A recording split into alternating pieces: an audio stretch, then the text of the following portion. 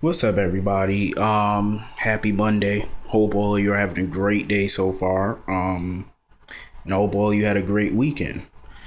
Okay, let me get into this stupid ass episode.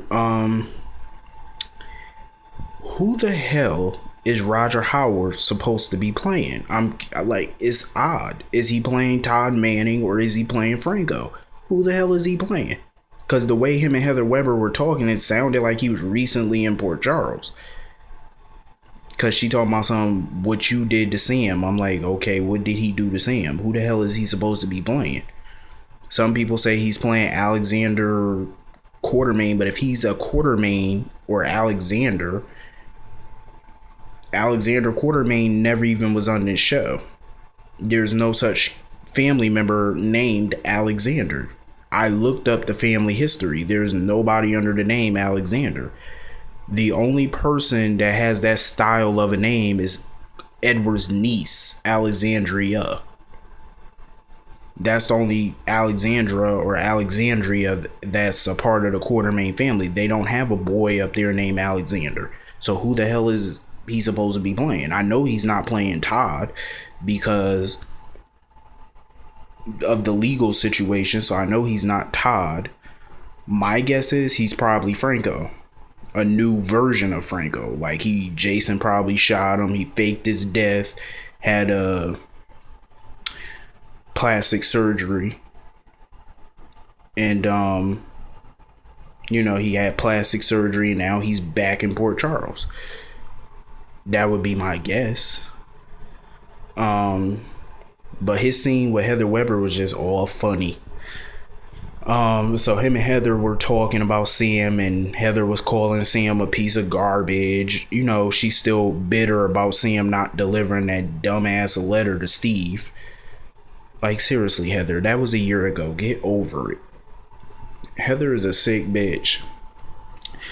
I don't see how Roger Howard could be playing Franco. Franco's not a redeeming character. Like, he's not a character that is longevity on this show. So I don't see how they could keep him on the show and make him into a good character. I just don't see it. Anyway. Morgan, Michael, Sonny, they returned back to Port Charles. Carly was happy to see them, and she pretty much was happy to see Morgan until she lit into his ass. I cannot wait for Carly to meet Kiki. I can't wait. That's going to be a showdown because I know Carly going to put something in that girl, I'm telling you. So Morgan is acting like a complete jackass.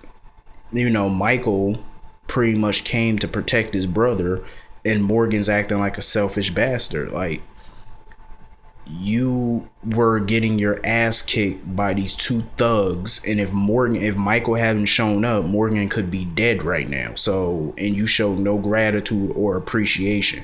Talking about you wanted to handle this by yourself, and look what happened to you.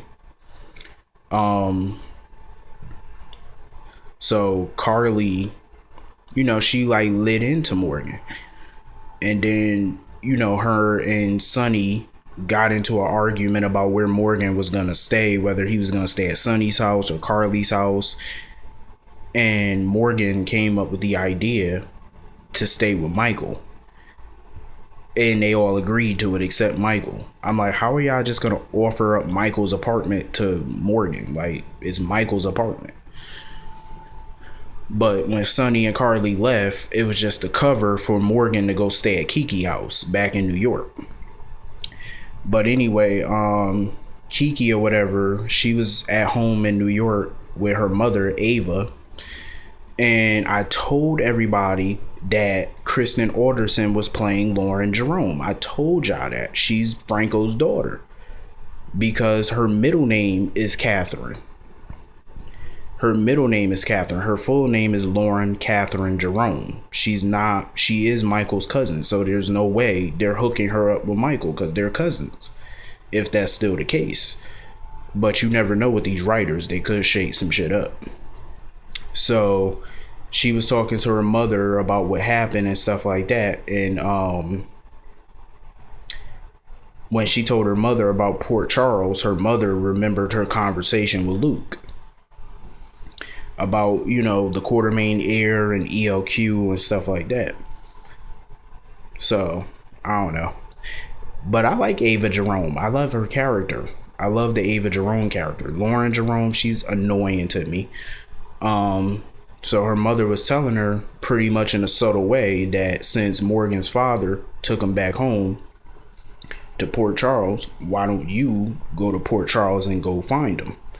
And that's pretty much what she did, because when Morgan opened the door, Kiki was standing outside. So this storyline is definitely going to be a little interesting. Anyway, Sam was talking with Spinelli, telling him about Stephen Clay's brother, Silas Clay, whatever. Bringing Spinelli up to speed about everything, and I really didn't care. But she opened the door or whatever, and my guess is, of course, is Silas Clay coming to talk to her about Rafe.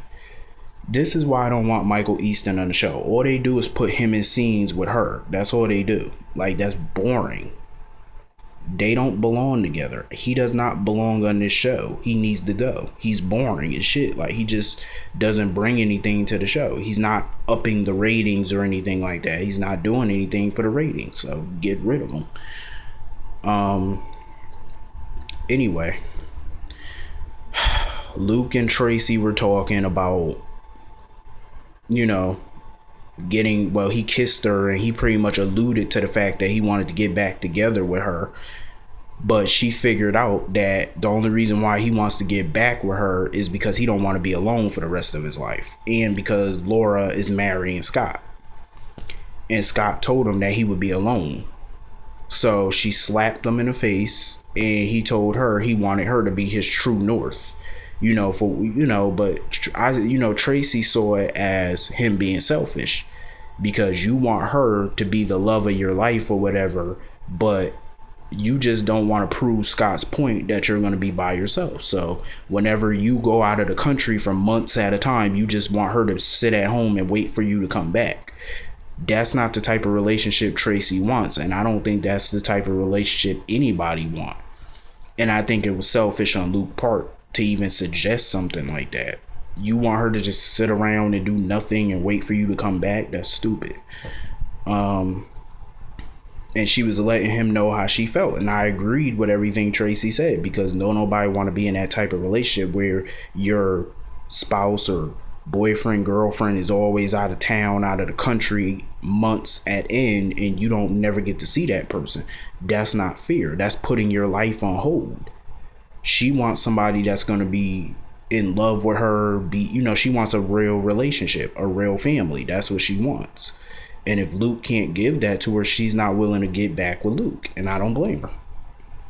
Anyway, back at Windermere, Laura actually went through with the wedding. I didn't think the wedding was going to happen, but it happened. Laura is officially Mrs. Scott Baldwin. She married Scott, whatever.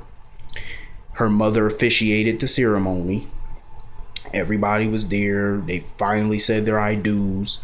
And after the ceremony, Lulu, she was having some flashbacks of her in a wedding dress or whatever like that. And she just thought it'd be best if she left.